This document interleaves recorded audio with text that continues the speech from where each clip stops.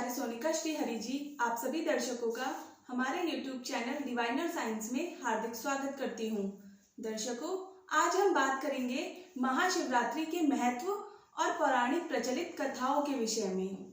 मित्रों, हमारे यहाँ हर साल फागुन कृष्ण पक्ष की चतुर्दशी को महाशिवरात्रि मनाई जाती है।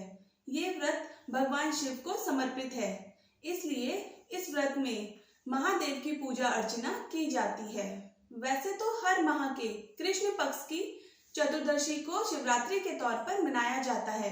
भगवान शिव और माता पार्वती के मिलन का ये त्योहार महाशिवरात्रि इस साल 11 मार्च को मनाया जाएगा। शिव भक्तों में इस व्रत के लिए बहुत अधिक उत्साह देखने को मिलता है। इस व्रत के साथ साथ मनवांछित फल पाने के लिए भगवान शिव की पूजा व जल अभिषेक किया जाता है। पूजा अर्चना के अलावा बहुत सारे शिव भक्त अपने घर में शिव जी को प्रसन्न करने के लिए रुद्राभिषेक भी करवाते हैं। तो आइए जानते हैं इस व्रत से जुड़ी पौराणिक कथाएं क्या क्या हैं। धार्मिक मान्यताओं के अनुसार महाशिवरात्रि के विषय में भिन्न भिन्न मत हैं। कुछ विद्वानों का मत है कि इस दिन शिव जी और माता पार्वती विवाह सूत्र में बंधे थे, जबकि अन्य कुछ विद्वान ऐसा मानते हैं कि आज के दिन ही शिव जी ने कालकूट नाम का विष का पान किया था, जो सागर मंथन के समय समुद्र से निकला था, और इसी कारण से भगवान शिव का नाम नीलकंठ भी पड़ा। समुद्र मंथन देवताओं और असुरों ने अमृत प्राप्ति के लिए किया था। मित्रों, शिव महापुराण में एक शिकारी की कथा का वर्णन भी मिलता है, जो इस प्रकार से है कि किस प्रकार से उसके अनजाने में की गई पूजा से प्रसन्न होकर भगवान शिव ने उस पर अपनी असीम कृपा की थी। मित्रों, प्राचीन काल में एक जंगल में एक गुद्रह नाम का एक शिकारी रहता था, जो जंगली जानवरों का शिकार करके अपने परिवार का भरण पोषण किया करता था। एक बार संयोगवश शिवरात्रि के दिन जब वह शिकार के लिए निकला और पूरे दिन भटकने के बाद भी उसे कोई शिकार नहीं मिला, अब शिकारी के मन में अपनी पत्नी, बच्चों और माता पिता के भूखे रहने का डर सताने लगा। इसी चिंता में सूर्यास्त होने पर वह एक जलाशय के समीप गया और वहां पर एक घाट के समीप पर वो थोड़ा सा जल लेकर एक पेड़ पर ये सोचकर चढ़ गया कि कोई ना कोई वन पशु अपनी प्यास बुझाने के लिए यहाँ पर अवश्य आएगा। संयोगवश जिस पेड़ पर शिकारी चढ़ा वो पेड़ बेलपत्र का था, और उसी पेड़ के नीचे भगवान शिव जी का शिवलिंग भी था, जो सूखे बेलपत्रों से ढका हुआ था। दर्शकों, रात का पहला प्रहर बीतने से पहले ही एक हिरनी वहां पर पानी पीने के लिए आई, और उसे देखते ही शिकारी ने अपने धनुष पर बाण साधा। ऐसा करने में शिकारी के हाथ से बेलपत्र की कुछ पत्ते एवं जल की कुछ बूंदे नीचे बने शिवलिंग पर गिरी, और इस प्रकार अनजाने में ही शिकारी के पहले प्रहर की पूजा हो गई। दर्शकों, हिरनी ने जब पत्तों की खड़खड़ाहट सुनी तो घबराकर ऊपर की ओर देखा और भयभीत होकर शिकारी से कांपते हुए स्वर में बोली, मुझे मत मारो। शिकारी ने कहा वह और उसका परिवार भूखा है, इसलिए वह उसे नहीं छोड़ सकता। हिरनी ने वादा किया कि वो अपने बच्चों को अपने स्वामी को सौंपकर लौट आएगी, तब वह उसका शिकार कर ले। शिकारी को उसकी बात का विश्वास नहीं हो रहा था। उसने फिर से शिकारी को ये कहते हुए अपनी बात का भरोसा करवाया कि जैसे सत्य पर धरती टिकी है, समुद्र मर्यादा में रहता है और झरनों से जल धाराएं घिरा करती हैं, वैसे ही वह भी सत्य बोल रही है। मित्रों, क्रूर होने के बावजूद भी शिकारी को उस पर दया आ गई और उसने जल्दी लौटना कहकर उस हिरनी को जाने दिया। मित्रों, अब थोड़ी ही देर बाद एक और हिरनी वहां पर पानी पीने आई। अब शिकारी सावधान हो गया और अपने धनुष पर तीर साधने लगा, और ऐसा करते हुए उसके हाथ के धक्के से फिर पहले की ही तरह थोड़ा सा जल और कुछ बेलपत्र नीचे शिवलिंग पर जा गिरे। और मित्रों, अनायास ही शिकारी के दूसरे प्रहर की पूजा भी हो गई। इस हिरनी ने भी भयभीत होकर शिकारी से जीवन दान की याचना करी, लेकिन उसके अस्वीकार कर देने पर हिरनी ने उसे लौट आने का वचन ये कहकर दिया कि उसे ज्ञात है कि जो वचन देकर पलट जाता है उसका अपने जीवन में संचित पुण्य नष्ट हो जाया करता है।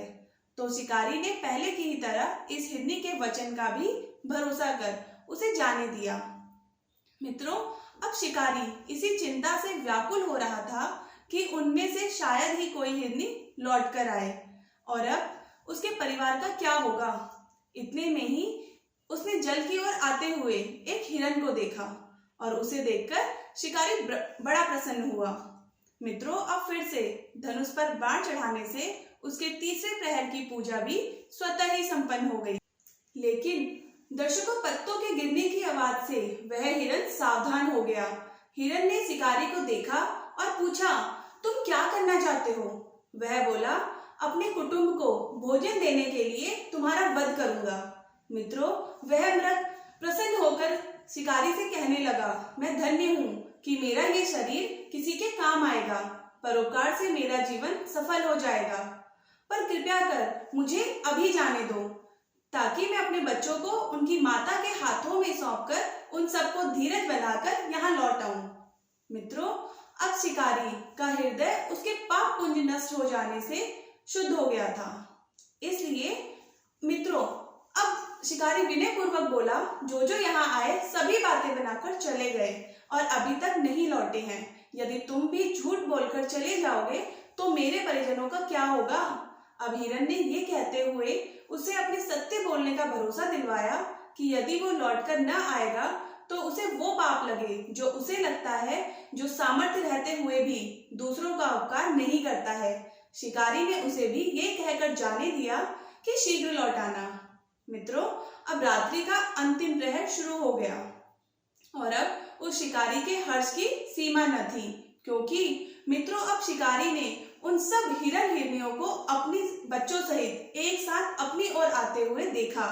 उन्हें देखते ही शिकारी ने अपने धनुष पर बाण रखा और जिससे पहले की ही तरह उसके चौथे प्रहर की भी शिव पूजा संपन्न हो गई। मित्रों, अब उस शिकारी के भगवान शिव की कृपा से सभी पाप भस्म हो गए। इसलिए वो सोचने लगा, ओ ये पशु धन्य है कि जो ज्ञानहीन होकर भी अपने शरीर से परोपकार करना चाहते हैं, लेकिन धिक्कार है मेरे जीवन को कि मैं अनेक प्रकार के कुकृत्यों से अपने परिवार का पालन करता रहा। अब उसने अपना बाण रोक लिया तथा सभी मृगों से कहा कि वे सभी धन्य हैं तथा उन्हें वापस जाने दिया।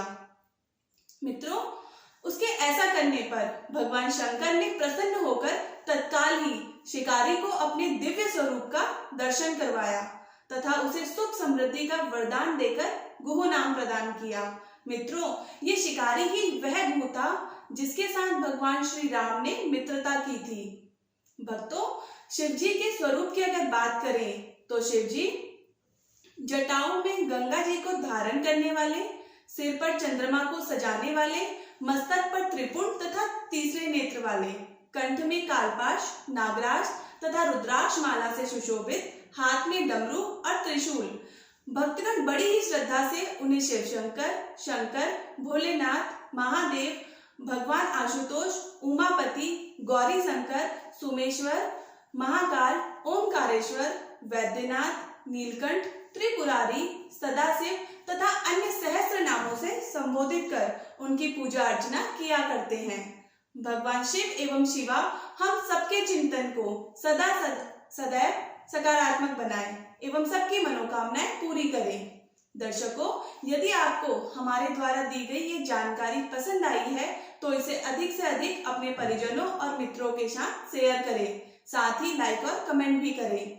यदि आपने पहले से हमारे चैनल को सब्सक्राइब किया हुआ है तो आपका बहुत बहुत धन्यवाद, और यदि आप हमारे चैनल पर नए हैं तो अभी हमारे चैनल को सब्सक्राइब करें और साथ ही बेल बटन को भी दबा लें ताकि हमारे द्वारा दी जाने वाली सभी जानकारियां आप तक आसानी से पहुंच सके।